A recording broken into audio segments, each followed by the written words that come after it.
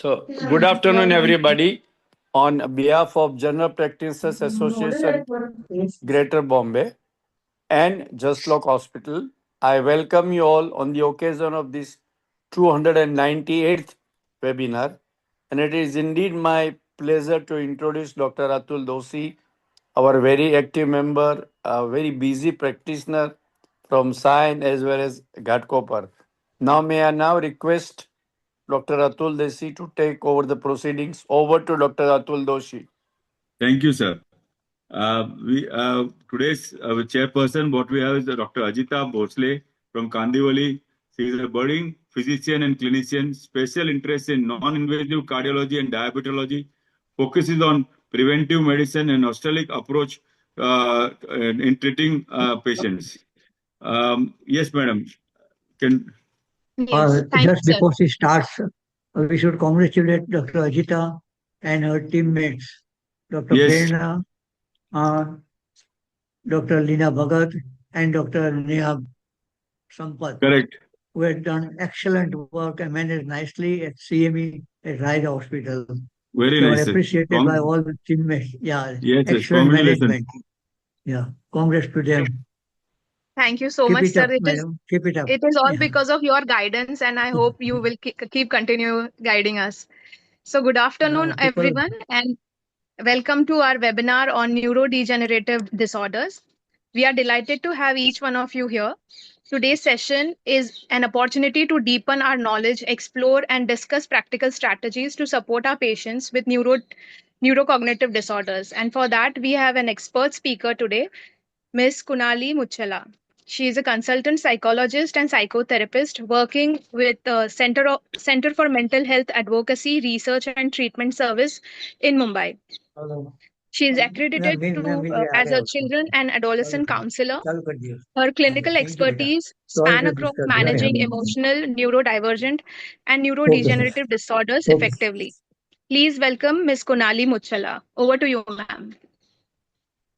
Am I audible? Yes, ma'am. Yes. Thank you, Ms. Ajita. Thank you very much. Thank you again, Dr. Tolakya, for giving this opportunity to me and General Practitioners Association as well as Jaslok Hospital. Thank you very much.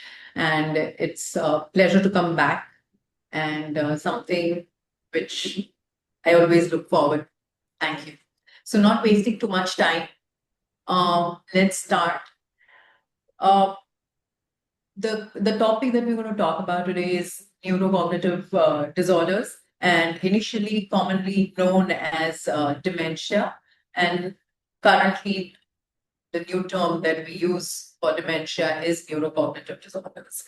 So let's see what we're going to cover in today's presentation. We're going to look into what are neurocognitive disorders, what are the categories, what are the different types of neurocognitive disorders, cognitive domains that are affected in this disorder, behavioral and psychological symptoms seen along the neurocognitive disorders, common types of entities, then what is the basic etiology, what are the modifying and non-modifiable factors, why this matters in primary care.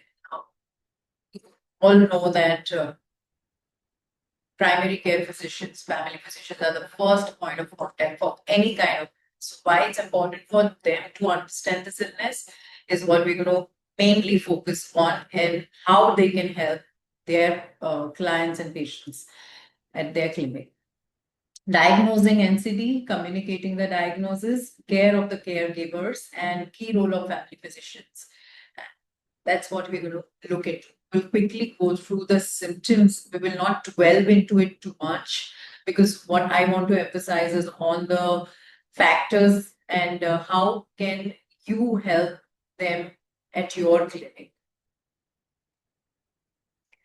So what are neurocognitive disorders? Neurocognitive disorders are collective collection of syndromes in which the predominant clinical feature is of declined cognitive function. Why is it important? What are the types? Now, there are three: mild, major, and delirium. Delirium is termed here as a separate category and not not a form of mild or moderate NCD.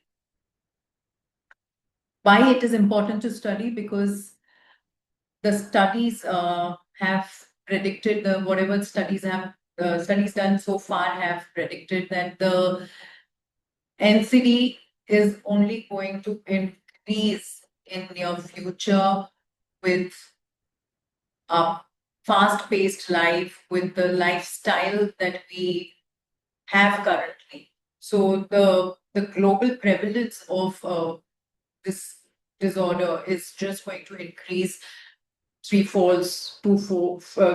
four folds henceforth. It's important for each one of us to understand this illness and how can we cope and help the individual suffering with NCD. Cognitive domains. Now, what is it? Mainly the cognitive decline. So what are the cognitive domains that it caters to? Where do you see the decline? So decline is seen in these cognitive domains, which is attention, divided attention, then sustaining attention is a problem. Dividing the attention from one task to the other, shifting the task attention from one task to the other becomes a problem. Processing of speed is a problem. Language, understanding words or naming of objects, forgetting the words, names, acquiring new words, knowledge is also a problem. Executive functioning, problem solving, decision making, these are things that are impacted. Then is executive functioning. Under executive functioning, again, inhibitions, cognitive decline, flexibility, all of this is impacted. Perceptual motor, so visual motor skills are impacted, where it becomes difficult for them to analyze or judge the distance or recognize the colors and faces. Then comes social cognition, where recognizing of emotions becomes issue, or even apathy is what is seen very frequently in this disorder. Learning and memory, any form of new learning becomes challenge. Memory, recent past, episodic, all of this, not all of them are impacted, but some of them are impacted depending on what kind of neurocognitive disorder that the person is suffering from. Going ahead is symptoms other than. So is it only cognitive decline? Do we only see them suffering in their memory or language or problem or decision making? No, there are a lot of behavioral and emotional symptoms as well that we see with them, and they in fact they are seen much before the cognitive decline. They precede cognitive decline in these disorders. So irritability, agitation, aggression, wandering, disinhibition, sleep-wake cycle. These are some of the behavioral symptoms, while psychological symptoms are delusion, hallucinations, misidentification, depression, apathy, anxiety. These are some of the psychological symptoms which precede the cognitive decline in most of the disorders. Common types, quickly taking you through common types of neurocognitive disorders which are seen even in the clinics at your clinics or in our clinic, which people generally come in for. So delirium, what is delirium? Delirium is basically forgetfulness, but it's very acute and it's fluctuating course. So I may remember, or an individual may remember something at this moment, but immediately after some time, you may see that they have forgotten the same information which they just gave. So it's very acute. It can start anytime. There is no progression that we see like in other disorders. So it's very acute onset. It can It can worsen in hours, or in the same day, you can see it fluctuating up and down. Like in the morning, they are okay, but by when the day progresses, their memory lapses are more evident. It's disturbed attention and awareness, problem with distraction, sustaining attention, and they're very, very distracted, and they're not very aware of the environmental or their surroundings, accompanying cognitive distortions like change in recent memory. So they have problem with recent memory, recalling recent events that, for example, what did you eat in the morning? They may not be able to tell you. Perceptual or sleep-wake cycle disturbance. They show disturbance with their sleep-wake cycle and perceptual disturbances as well. Evidence of underlying medical cause. Now, this could be due to any form of medication that the individual is on. It could be a side effect of the medicine, or it could be due to drug intoxication, substance intoxication, or drug abuse. And it could also be due to withdrawal of use of substance. So these are some of the reasons that you could see an individual in a delirium state. Prevalence, so mainly seen in individuals who are hospitalized patients. They more oftenly seen in them. Emotional and behavioral changes. So a lot of irritation is seen, or a lot of individuals show depression, they undergo depression, they undergo irritability, they show apathy, no emotions, disinhibition. These are some of the emotions and behavioral changes that you would see in an individual with delirium. Prognosis is often reversible because it is not a progressive degenerative disorder. It is something which can be reversed because the cause could be any form of substance, or it could be some biometrics which are going up and down. So yes, prognosis is reversible state. And preventive strategies, so maintaining sleep hygiene, maintaining having the person maintain their daily routine, and having them follow the timetable will help. It works as a preventive strategy here. Next, we go on to Alzheimer's.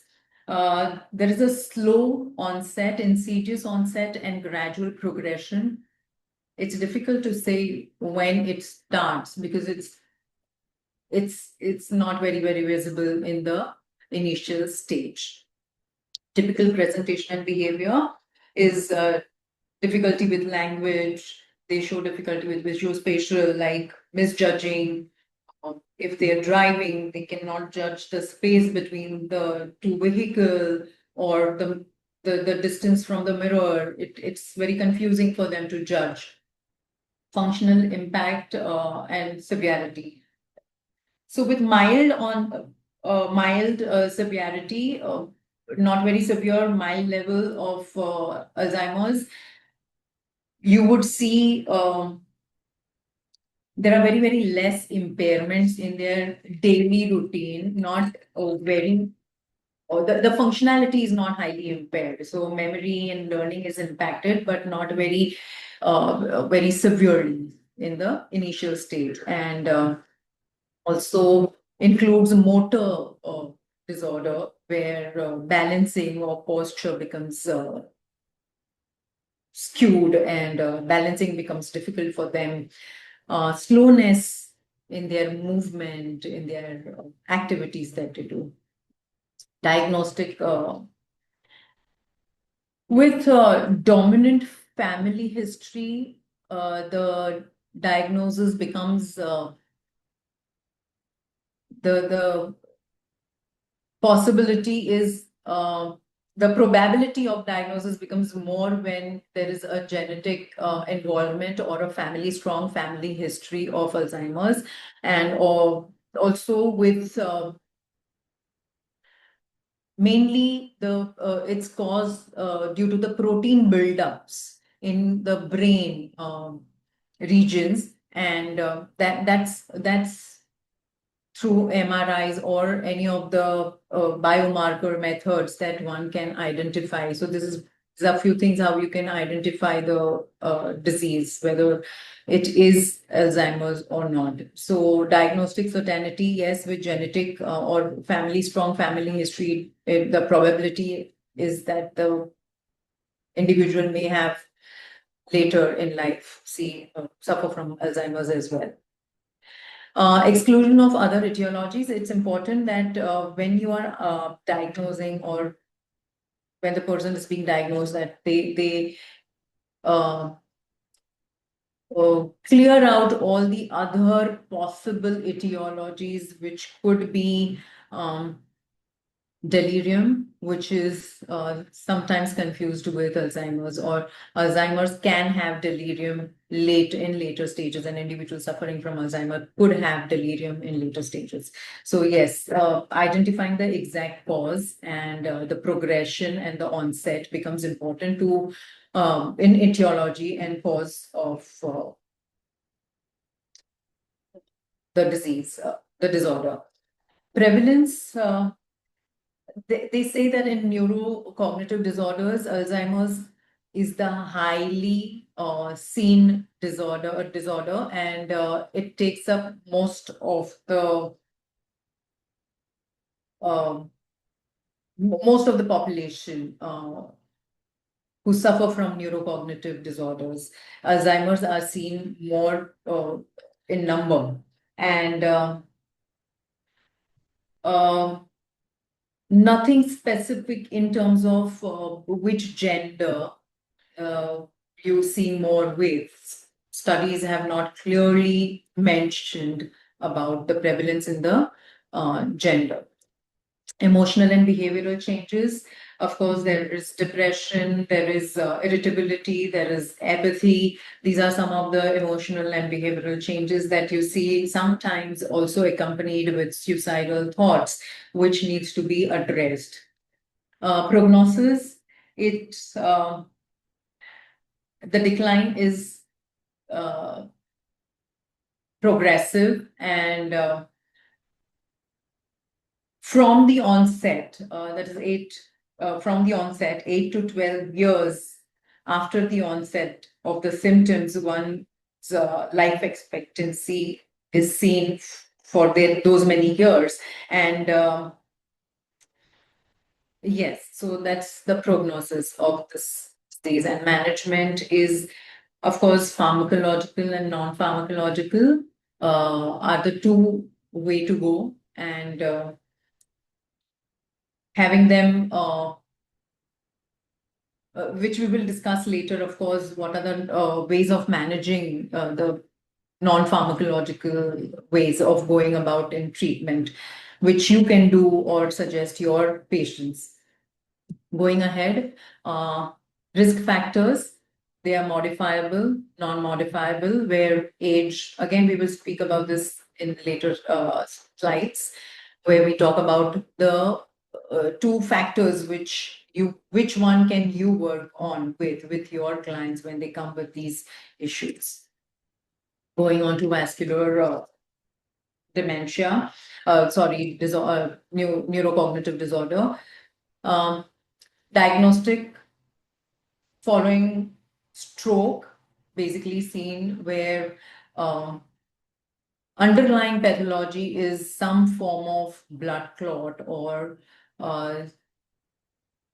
in the brain, the blood flow in the brain is hampered due to some or the other vascular disorder.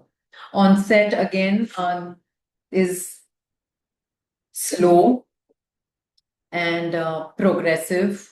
It is progressive, and for identifying it as vascular, cognitive decline will have to be linked with vascular event. So to term that neurocognitive disorder as vascular disorder, it needs to be associated with some form of vascular event where cardiac arrest or some form of heart disorder or any other vascular disorders. Etiology can be caused due to any form of brain injury, the trauma, brain injury, or diabetes, and also, as I said before, the blood flow. How is the blood flow to the brain? If that is obstructed somewhere, that could lead to vascular neurocognitive disorder. Functional impact, it leads to progressive loss of functioning, of course, with every neurocognitive disorder. And this is no different. Activities of daily living, like even getting up on their own or wearing their clothes, could get challenging for them.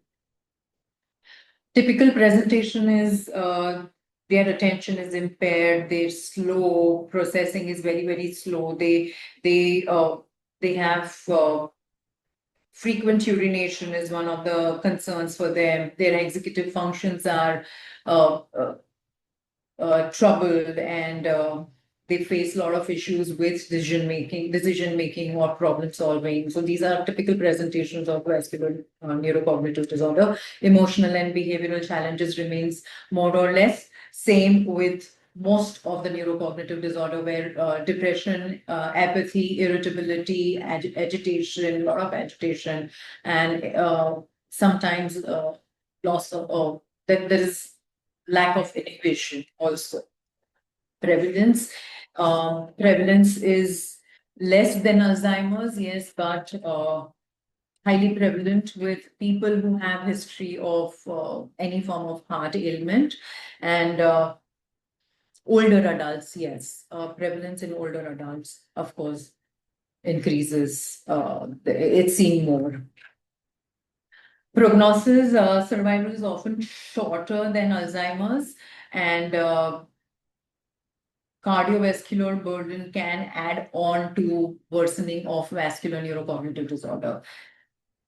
Risk factors are hypertension, which will be covered in the lifestyle diseases, diabetes, heart disease. These are some of the risk factors which can lead to this. Management, focus on modifiable, of course, because it is related to lifestyle diseases.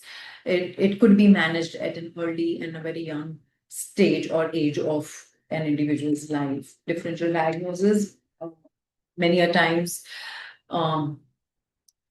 individuals coming with some form of vitamin deficiencies, also report of memory loss or severe depression or any other form of neurocognitive disorder can be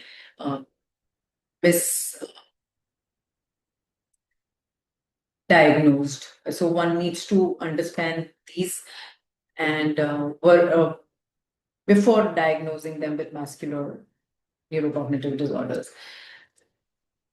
Lewy body, again, diagnostic is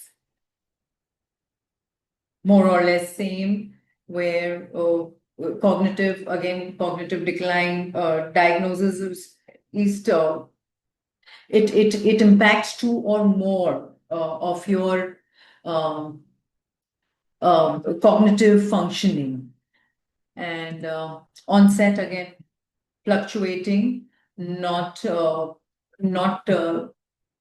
progressively deteriorating. It keeps fluctuating in this case in Lewy body, and a lot of times they report of hallucinations or visual hallucinations or Parkinsonian disease as well. And etiology caused due to accumulation of protein, again, like Alzheimer's, here also a lot of protein is in the cerebral cortex. plaques is what we call, is developed in the brain. And functional impact, of course, cognitive decline, motor symptoms also, where their mobility is impacted, and frequent falls are one of the typical characteristics of Lewy body again, and frequent urination or inability to control the urinary function. Typical presentation, poor features like fluctuating cognition. As I mentioned, it's not progressive like Alzheimer's.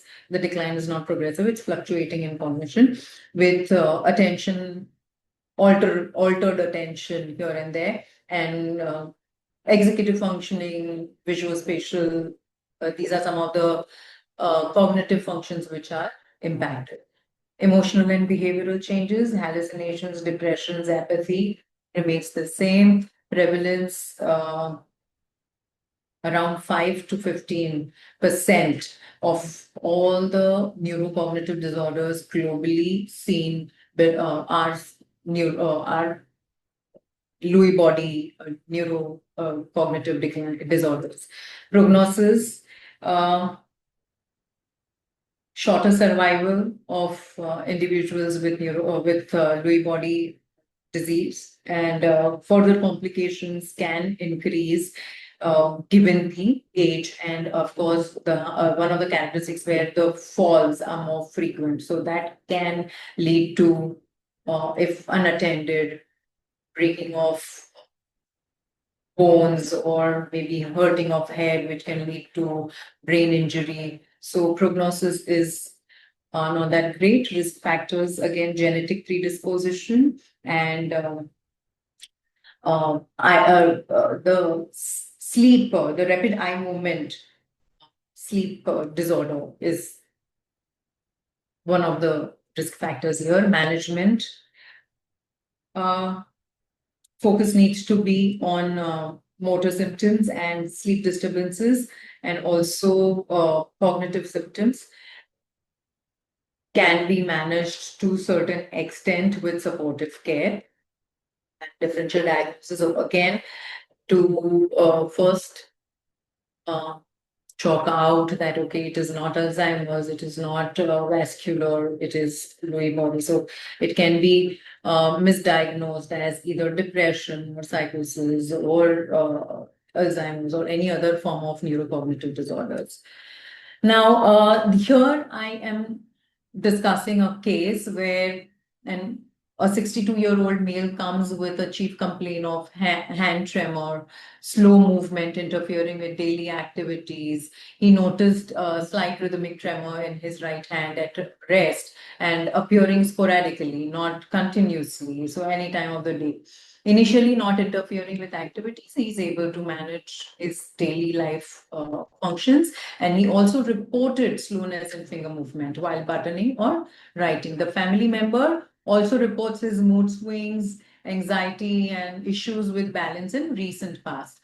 So these are some of the complaints that that any client could come to you, and the first thing that you could see to rule out or to confirm whether he needs psychiatric treatment or not, or any other lab tests that needs to be done. You could take a call here, and something that you at the clinic can do with your clients is look at their movement. If any abnormality in their posture or their gait or their movement, slowness, extreme slowness, you could just ask them to keep tapping their finger, thumb quickly as fast as possible. Because if it's Parkinson's, it will be slow, and if not, they will be able to manage. And turning of palm up and down quickly. So if this movement also is slow, you can consider it to be a form of neurocognitive disorder and refer them further. Or these are few things that you could do at the clinic for identifying whether it's an individual really needs a psychiatric help or not. Because if not not given an intervention or not intervened at that point of time, it could get worse, where for him, bilateral, so tremors may be bilateral, and rigidity, postural changes, balance problems, and freezing. And in behavioral and emotional symptoms observed could be severe depression, apathy, sleep disturbances. These only will progress and get worse. And if intervention is given at the right time, the progress definitely will be there, but it will slow down for sure. Frontotemporal, again, very important to identify where the main characters here you will see is there is a lot of confusion. The individual is facing a lot of difficulties, making decisions, solving problems, like simple movement. If there is some object in between kept in their way, they may not think of going from the other way, but they would keep thinking, standing there, that how can I get rid of this object or obstacle in between and I can go further. So it's that debilitating to see that they suffer a lot in trivial problem solving or decision making issues. This is one of the typical characteristics of frontotemporal neurocognitive disorder, and rest of it more or less remains the same. Now, what will help you is looking at the factors, the risk factors, where you could work on non-modifiable and modifiable factors. So what are non-modifiable factors? Of course, age and genetics are non-modifiable factors. You cannot do anything about that, neither can we do anything about it. So where can we help them is in modifiable factors, where we check on their lifestyle. What kind of lifestyle does that individual have, like excessive smoking, alcohol use? Are they having a healthy lifestyle or not? Keeping a check on that. Social and environmental. Are they socially active, or they are withdrawn? They stay more aloof from people around, or how their environment, is it conducive for them, where they can be comfortable and feel at ease? Health conditions, if at all they have any form of health conditions, like any form of vitamin deficiencies, like very commonly seen vitamin B12 and D3. We see that people with these deficiencies, B12, B6, they do complain of memory lapses. So getting that in order, checking that, you could do that at your level at the clinic, getting the lab test done. So these are some of the modifiable factors where you could actually help your clients. Intervention, again, there are interventions at two levels. One is pharmacological intervention, where medicines are again very, very important, not because they will cure them of the disorder, but the progression will be much slower if not on medication. So pharmacological intervention is important. Non-pharmacological interventions, there are various, like a lot of non-pharmacological interventions, which every individual at their level can help the clients or patients with, like having their environment safe for them to move around, to maneuver around, to have things very, very clearly demarcated, or having safety, their safety in mind. So even if there are falls, it's not further damaging any other thing, and they're not hitting themselves or hurting themselves badly. Then there is memory training. So how can you do that? So constantly engaging them into having writing notes, or having a calendar and noting things down on their calendar, and then having them engage in playing puzzles and games with their family members, or um, with having joined them a place or a support group or support system where they train them or help them with engaging in these kind of cognitive activities. Behavioral approach, yes, there are a lot of behavioral approaches where uh, you can train the family members, you can help the family members understand that how do they stop the wandering behavior, which is seen commonly in Alzheimer's. They wander away. The delirium also, when the person is delirious, they are not very well accustomed with their environment or surroundings. They keep feeling lost a lot of times. They are disoriented. So how can they help? By securing. So having your doors closed or locked, and also a lot of people now I see have cameras at the gates or the main door, so they can keep a track or tap on whether the person or the patient is stepping out or not, and where. Lot of agitation in these patients with neurocognitive disorder, but what will help them is not responding with the same kind of aggression, but responding very calmly and identifying what is it that agitates them. It could be loud noises, it could be a lot of people, it could be a lot of questions being asked. So what is it that is creating so much of a problem for them, and therefore the behavioral issue of getting agitated and irritated and then shouting in public. So all this could be managed if you identify what is it that bothers them. Is it loud noises? Is it a lot of people? Is it too many questions asked or too many instructions given? Verbal aggression, of course, validate. The most important thing, whether it is legitimate or not, it's important to validate their emotions and calmly respond to the same. Having structured routine for them. They of course lose track of time, day, date. So when you have a structured day for them, have a timely routine. So 12 o'clock is say lunchtime, afternoon nap time, say 1 to 3 or 2 to 3, evening tea time. Everything has to be timetabled well for them to help them uh, pass the day constructively and without much hassle.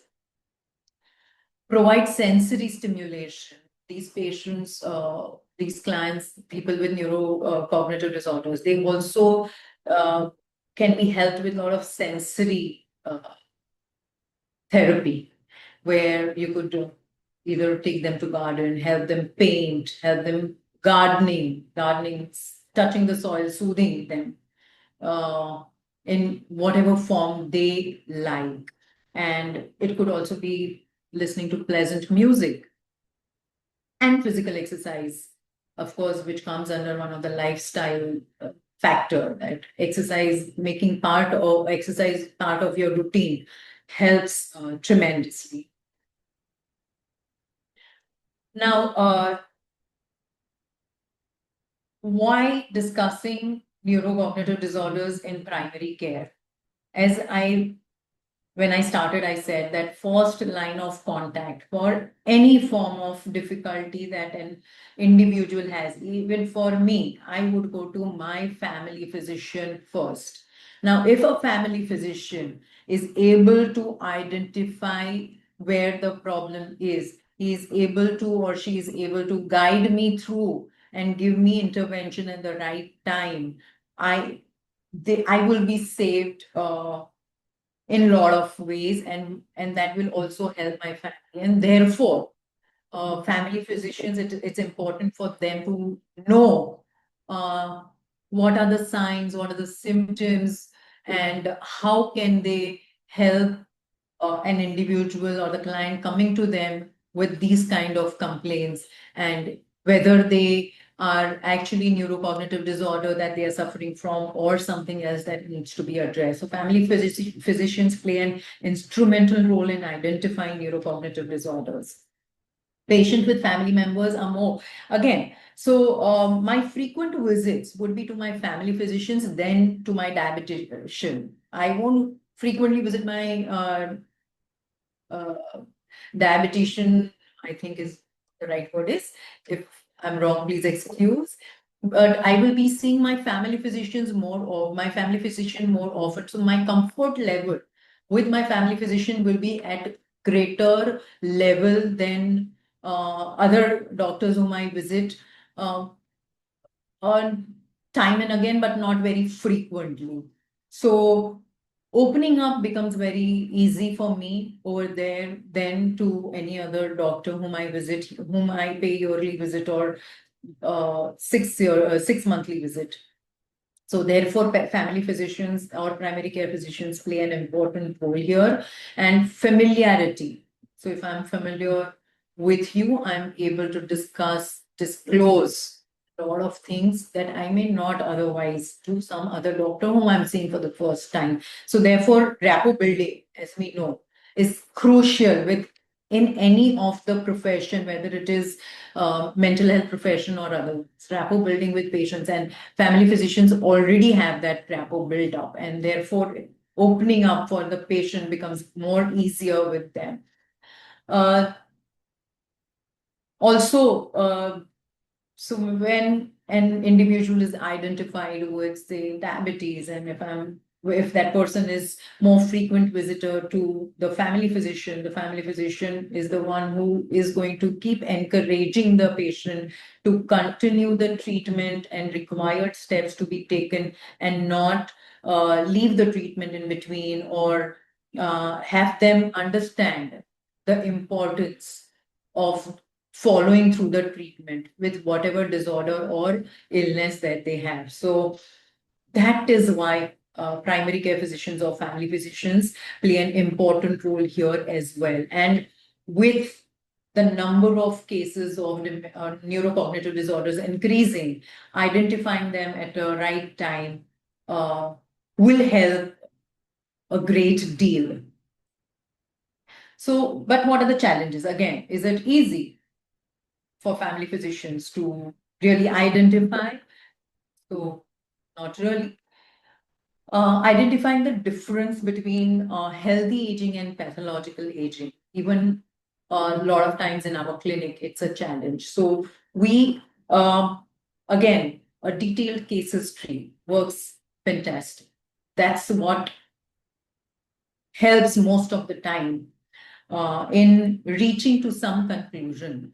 So whether it is healthy aging, and unfortunately, we see in our society, we have normalized a 60, 70 age old person would say, "Arey, yaad nahi rehta hai." No, I keep forgetting, doctor.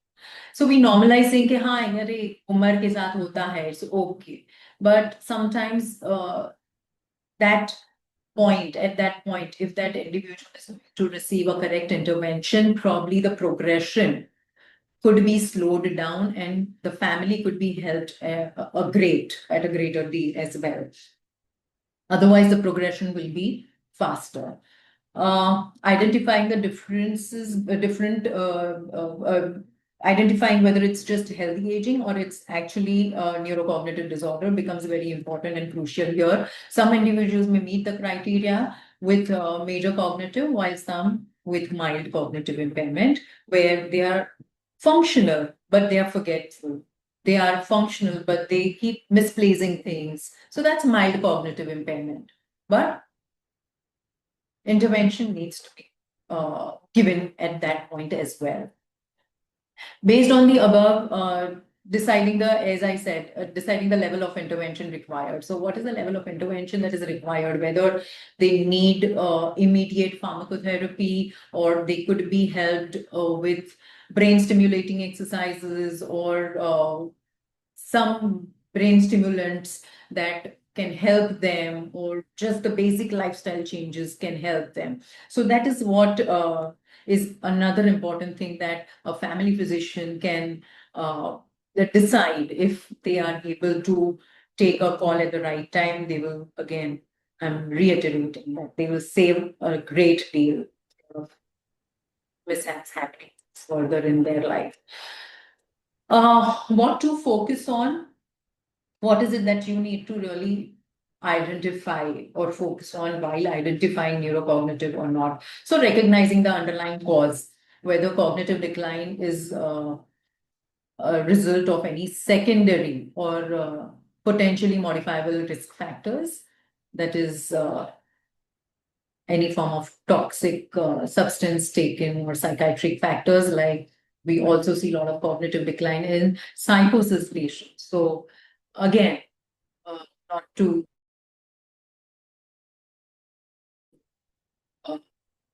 so identifying it, basically identifying, knowing the exact symptoms, and whether it is neurocognitive disorder or something else that needs to be identified here, and which is also a very important point. Whether it is that, so for example, delirium could also be due to some intoxication. So the person, an individual who is intoxicated, again, when is under withdrawal phase, could get delirious, but is fine once that phase is over. So it's modifiable factor, so that can be addressed. Early identification and management of these causes can prevent progression. As I said, early identification and intervention will not cure you of the disease or an individual of the disorder, but the progression will be slow. Communicating the diagnosis. Now, I would like to share here a personal experience. So when one of my niece was diagnosed with cancer, it was not the sonologist who told us, it was our family physician, our pediatrician, who broke the news to us. And when I went back and I was just thinking about why couldn't she tell us? Why? For one simple reason, as we discussed earlier, that I am more in touch with my pediatrician when it comes to my kids. You are more in touch with your pediatrician. You're more frequently visiting them. You're more frequently discussing the issues that the child is facing. So the radiologist thought that it is better that the pediatrician breaks the news to them, because the comfort level and the way they would break the news to me would be far more different than what a radiologist would have done. So we were not told by a radiologist that this is the issue, but we were told by the pediatrician. So communicating. So I remember when we went back, we told them that, doc, the radiologist said that you are the one who's going to explain us the whole picture, what is it, what not. So of course they made us sit with the parents, us, everybody. So started with a little background, and then came to the point that yes, this is the issue, and the child needs treatment ASAP. And what is the line of treatment that we need to do? So they connected us to the right doctors and right places to visit in the coming days. So communicating of the diagnosis becomes extremely important, be it a mental health issue or physical health issue, or any form of medical condition or mental conditions. Having communicated them empathetically, and also being very aware of the emotional breakdowns that the family or the patient may show up during that, also is very, very important, that you acknowledge all these factors. That's why communicating these diagnoses becomes another important factor when you're dealing with these patients. Care of the caregivers. Uh, we have oftentimes seen that the patient gets every possible care required, whether it is the seeing the doctor timely, or whether having their meals on time, having their medicines on time, everything. Why? Because there's a caregiver who is there for constant support of that individual. But what about the caregiver? What about their emotional state? What about their physical energy levels that are draining? What about the financial burden that they are feeling? So when cognitive neurocognitive disorders are identified at an early age, say around or late 50s or 60s, early 60s, it is a cause of concern for the family member, while the family, that individual or the patient, is still an earning member there. So a lot of financial burden, emotional burden, physically strenuous day for them to constantly be on their toes and take care and see to it that the care is provided well to their loved ones. So caregivers experience significant physical, emotional, and financial burden. So watch out for the signs when they come with their family. First foremost, if the patient or the client comes alone, it's important to ask them, are they okay to come with their family members to discuss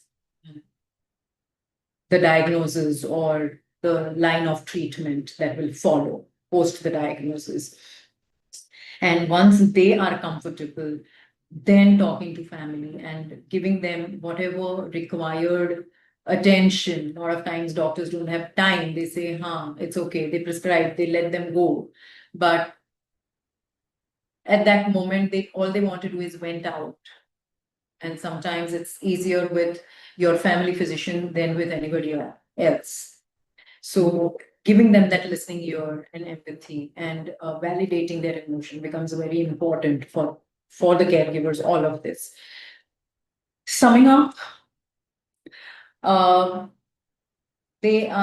they do create a lot of challenges in not only the patients but also their family members' life and the clinician's life, because they need to constantly provide the right kind of intervention and care, guide the family and the patient.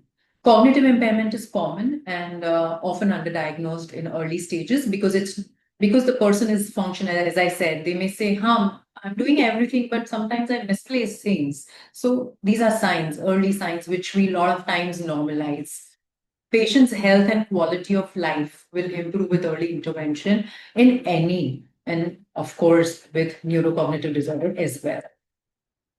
Family's emotional and caregivers' role, helping them first and foremost psychoeducate them, and then helping them to take the right steps or contact and collaborating, having them referring them to the right person or the doctor that needs to see the patient next.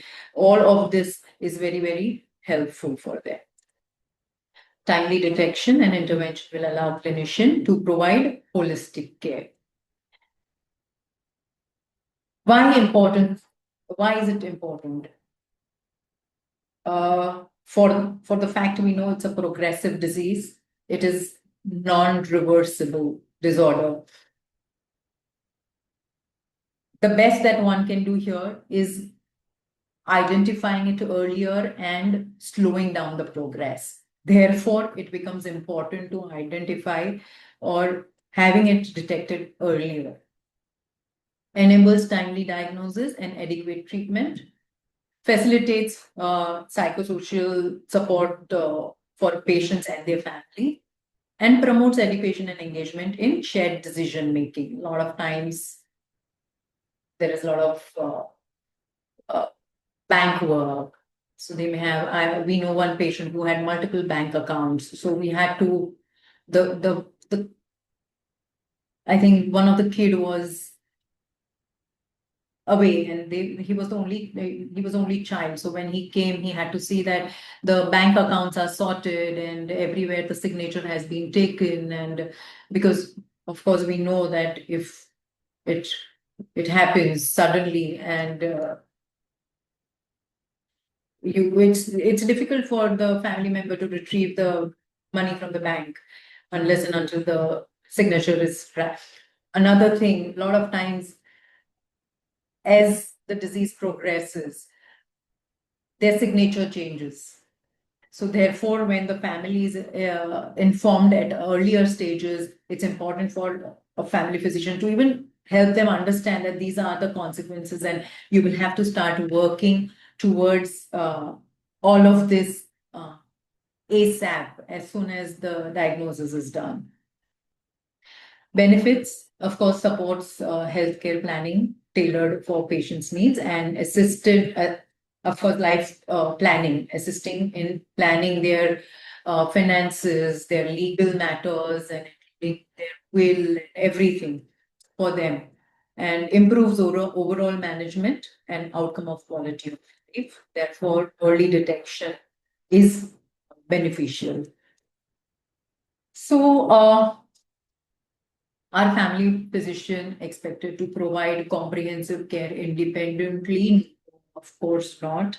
It is, we at CMARS keep saying that it's a collaborative effort. So it's not only one doctor, or not only doctor and patient or the client. It's this whole circle where even the family members, even the other caregivers, or the family physicians, everybody. It's a collaborative effort of everyone. So multi-professional approach is what is required here, and that's what is the right thing to do. Can family physician have an effect on neurocognitive disorder rates, identifying it at an early stage, and helping them reduce the risk factors? The answer is yes, of course. So, as we know, the most important thing is that there's no cure to this treatment. Again, I'm sounding repetitive, that it's a progressive disease and it will keep progressing, but the progress can be slowed down if intervention given at the right time. So, what as a family physician can you do? So, talk about the modifiable risk factors. So, modifiable risk factors, like we saw, lifestyle changes, social and environmental changes, and healthy lifestyle, inculcating exercise in their daily routine, reducing smoking, alcohol intoxication, various things. That's where family physician also keeping.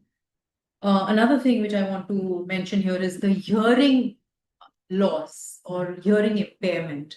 A lot of times, these individuals also have hearing impairment, which can later result into neurocognitive disorder, because they are not able to understand, because they're not able to hear. So it gets very difficult. And when they put their all effort in understanding what the person is trying to say, there's a lot of irritation, because every energy that they have, it's going into figuring out what the person is trying to communicate. So that becomes a challenge here. So check for their hearing impairment as well. Very, very important. And keep a check on their blood sugar, hypertension, vitamin levels. These are some of the modifiable factors which, as a family physician, you could help them at an early stage and age. Key modifiable factors include lifestyle factors, social and cognitive engagement, encourage them to be more social instead of staying all by themselves, because human interactions are extremely important in this AI world, where we say that no, my therapy is the AI. It's not easy, because AI cannot give you a human touch. Unfortunately, I hope You all would agree with that. So having human touch is important.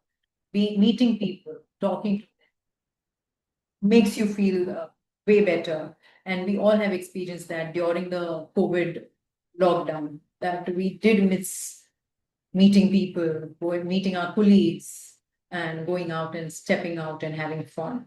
So social interaction is very important. Encourage caregivers, education, and support system.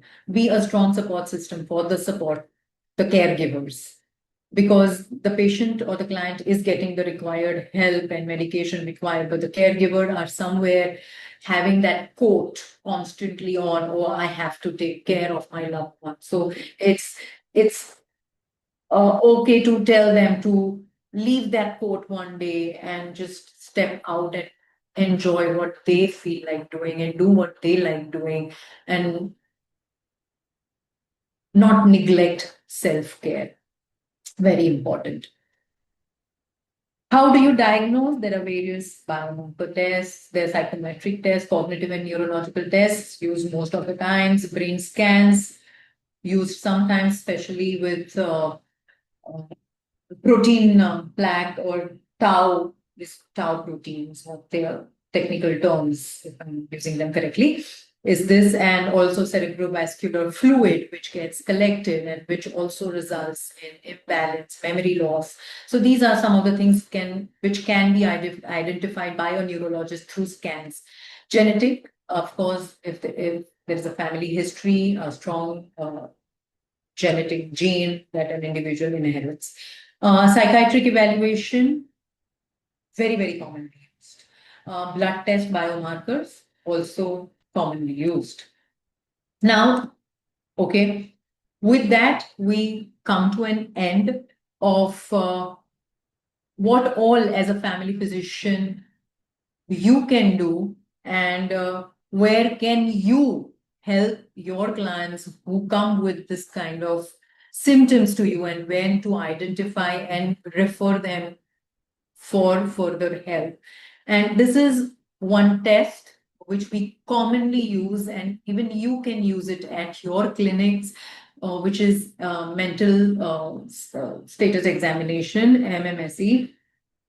We call it mini mental status examination, where we test them on their orientation, language, visuospatial, all of those 6 factors, cognitive factors, which we spoke about in the beginning. So this test is a very quick, say 5-minute, 10-minute max test, which if you feel that no, this individual or this client or patient of mine is showing cognitive decline or signs of cognitive decline, you could use this to make sure, and this is the scoring of the same. I will forward this to sir, and he could forward it further to the group.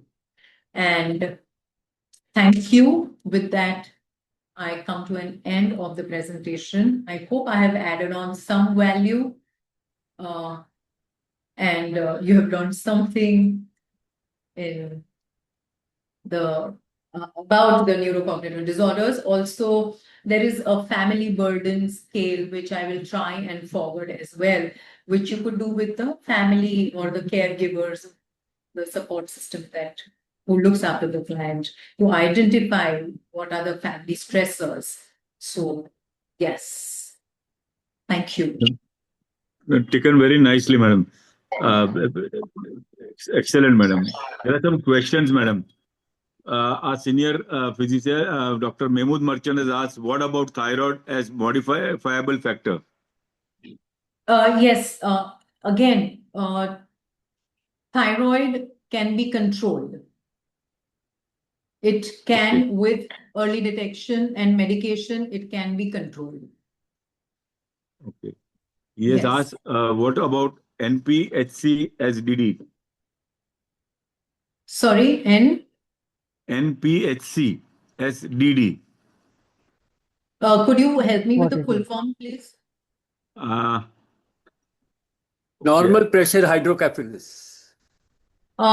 Sir, I haven't read through about this, or I have not come across this, but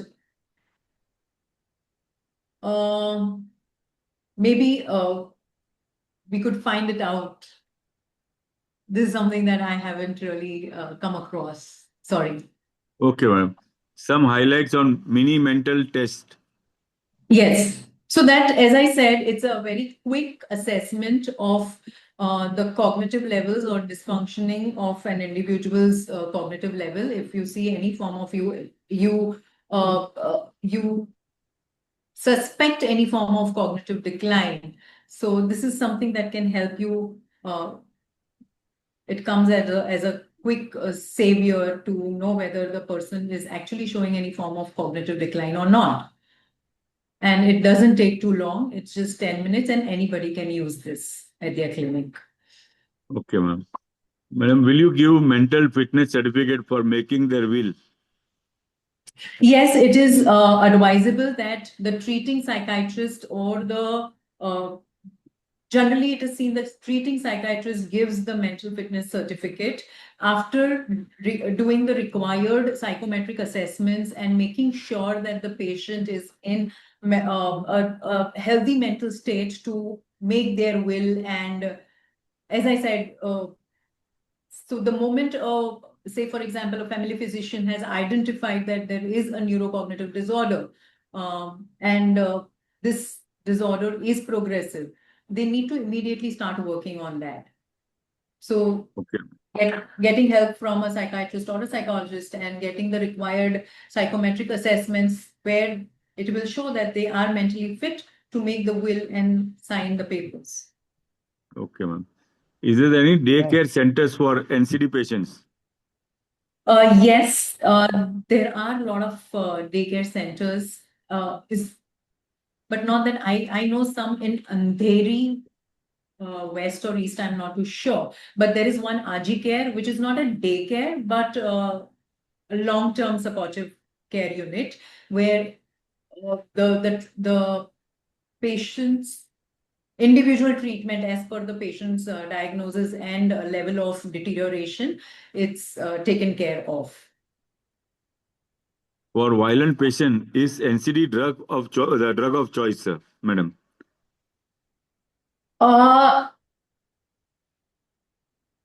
Again, medication is something that I want to be able to really help you with. But yes, generally we say supportive care is the way to go for violent patients as well, because it gets difficult for the family members to be of any help there, because even with any other form of mental disorders, when the patient gets or the client gets violent, we do advise them hospitalization or supportive care, rehab centers. Yes.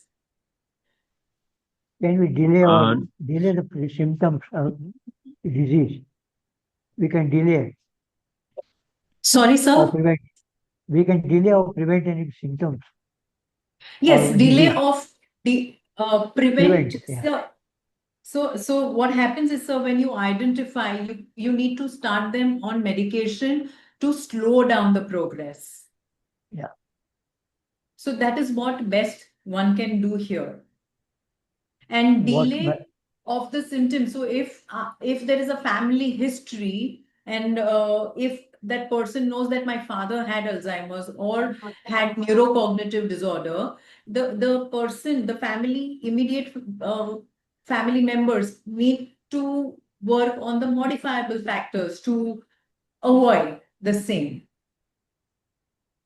Right? If it runs in the family, then the young generation needs to start working on the modifiable factors and manageable symptoms, which they can take care of. Dr. Mrs. Maniar has asked, does antidepressant affects conjunctive functions? To some extent, yes. Antidepressants do slow them down and do, as I said, when an individual comes with complaints, this is a differential diagnosis. So a lot of depressive patients do have memory issues. So if you need to identify that whether it is a neurocognitive disorder, elimination of depression needs to happen. And if the person is on antidepressant, the person can show some of the symptoms of cognitive decline. Okay, madam. Dr. Sunita Pawar has asked, can emotional trauma cause Alzheimer's disease? Um, um, any so any form of emotional trauma can lead to either major cognitive, major pathological depression or neurocognitive disorder. But in that case, again, it could be prevented if the signs and symptoms are caught at the earlier stage. Okay, madam. Dr. Ashok Balsekar has asked, if the patient is genetically predisposed Alzheimer's, can it be prevented or postponed?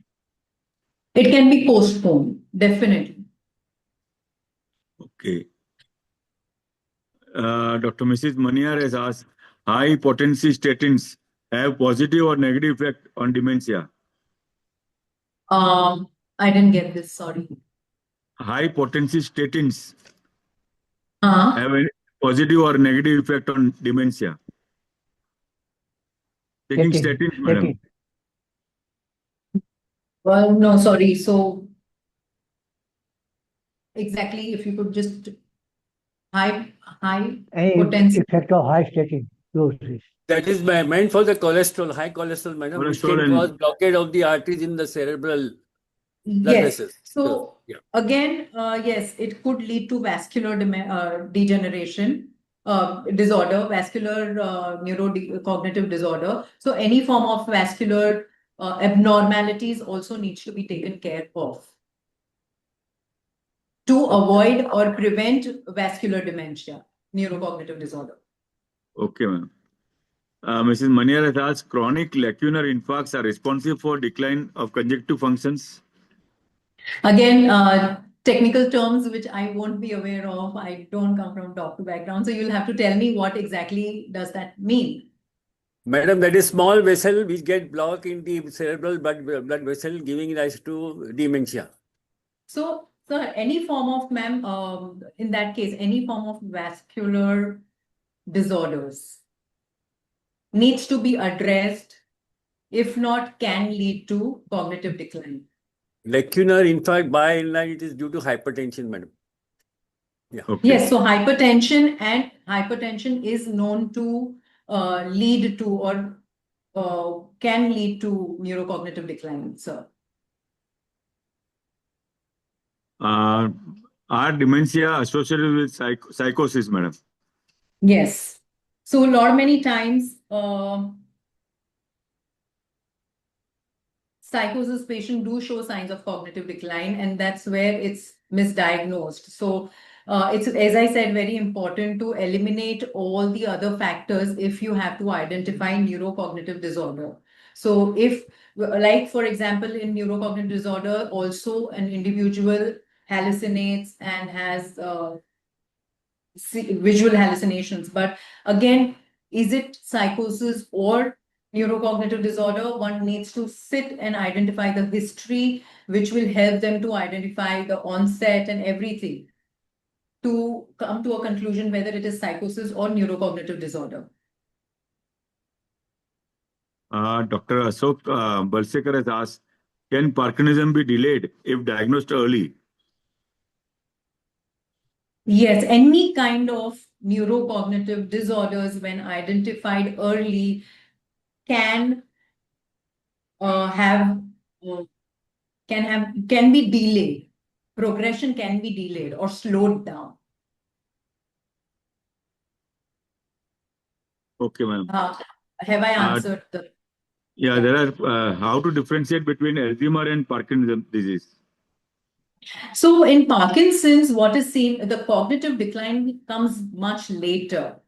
There are more of motor symptoms that you see, the tremors, the stiffness, And whereas if it's Alzheimer's or any other form of neurocognitive decline disorder, you will see the cognitive signs first.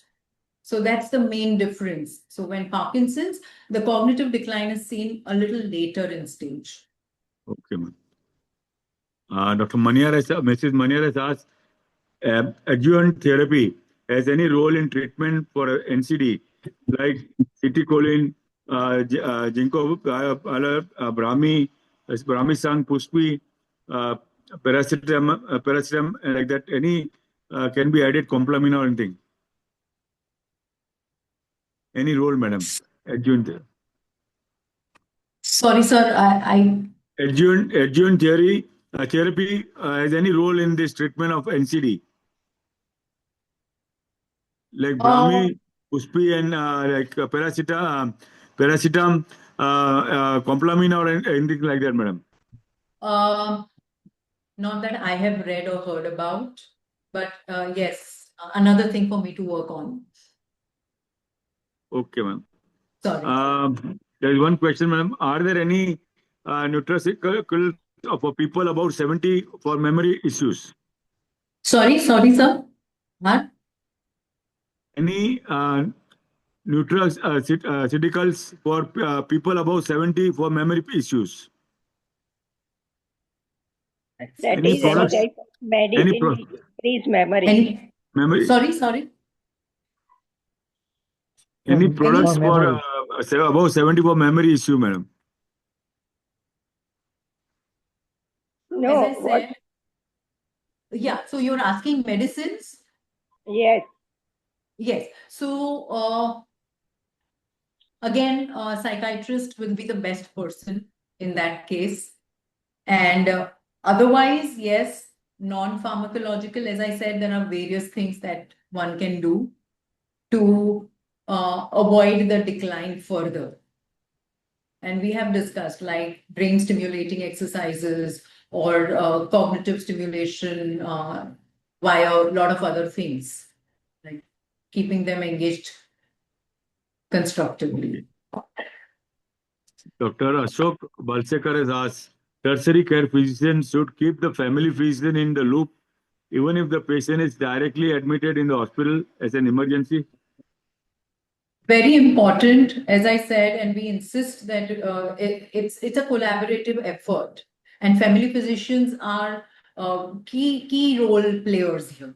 So a lot of times what happens, it's very difficult for a psychiatrist or a psychologist to convince the patient or the client that they need to continue the care and they need to continue work towards the required parameters to slow down or not to give up on themselves. That's where the family physician comes in, because they are the ones who keep reiterating that no, this treatment or this line of treatment is important and they need to continue. Yes, ma'am. There's one more question also. Can we give donepezil or rivastigmine for any very minor or early problem of recent memory or conjunctive issues? Sir, again, not a medico-legal here. Okay. No, your yeah. Dr. Ashok Balsekar has asked, breaking bad news and communicating the diagnosis by the primary care physician is possible only if tertiary care physician keeps in touch with the physician. Yes, so if you have referred, so as I explained, my personal experience, where we were referred to this radiologist by our pediatrician. So it was my pediatrician who broke the news to me. So if you have sent your client, so it's important for the psychiatrist or the psychologist to be in touch with you and keep you posted about the diagnosis or the state, the Yes, ma'am. severity level. Correct. Yes. Dr. Mrs. Maniar has asked, is the most in this most modern era, is there any hope left for Alzheimer like dementia? We live on hope, ma'am. So I don't Very know less. what do I say, but the studies are being conducted in early identification mainly. There is a lot of rigorous work done in this field where early diagnosis is something that we are working towards. So the Okay. right intervention can be provided at the right time. Mrs. Maniar has asked again, progressive weight loss is seen in which specific NCD? Nothing that in particular they have mentioned that, okay, this will have weight loss. But yes, with there could be Thyroid, some diabetes. form, yeah, so with associated comorbid situation, diseases, there could be weight loss, but not in specific because of neurocognitive disorder. But if there is a comorbid, like some other diabetes or something, then yes. Thyroid also, yeah. Yes. The Dr. Santi Warrior has asked, is hallucination symptoms of neuroconjunctive disorder? Yes, neurocognitive disorder. Yes, it's sometimes hallucinations are part of neurocognitive disorders. Okay, madam. There's one last question, madam. What do the brain stimulation contains? Sorry, what? What do brain stimulants contains? Stimulants. Stimulants. So basically, if the brain has slowed down, it will kind of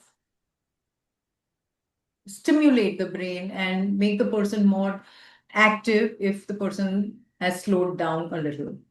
That's where the stimulants help. Help. Okay, ma'am. Sir, any more questions? Sir? No, sir. Okay, Lot ma'am. of thanks. Yeah. Thank you very much, madam. On behalf of General Practice Association and with the collaboration with Jaslok Hospital Research Center, I sincerely thank Speaker Dr. Kunali Mucchala for acknowledging and enlightening this session. I also like to thank all our participants for joining us online and making this webinar 298 success through your presence and interaction. A big thanks to our organizing team, Dr. B.K. Dolakia, Dr. Bharat Bhatt, Ajita Bhosle, Dr. Mahmood Merchant, and other senior, and our technical team, Avinash and Pranav, who make it for seamless coordination. Thank you once again, and we hope to meet you all in our next webinar. Dr. Bharat Bhatt will announce the next meet. You announce, you announce. What is talking? That is emergencies in eye. By Dr. Valeria. Next week, 27. It is? It's 27th, I think. 27th. Yeah. Emergencies in eye. Okay. Dr. Surika Valeria. 2:30 sharp. Thank you, sir. Thank you. Thank you, madam. Thank you. Thank you, sir.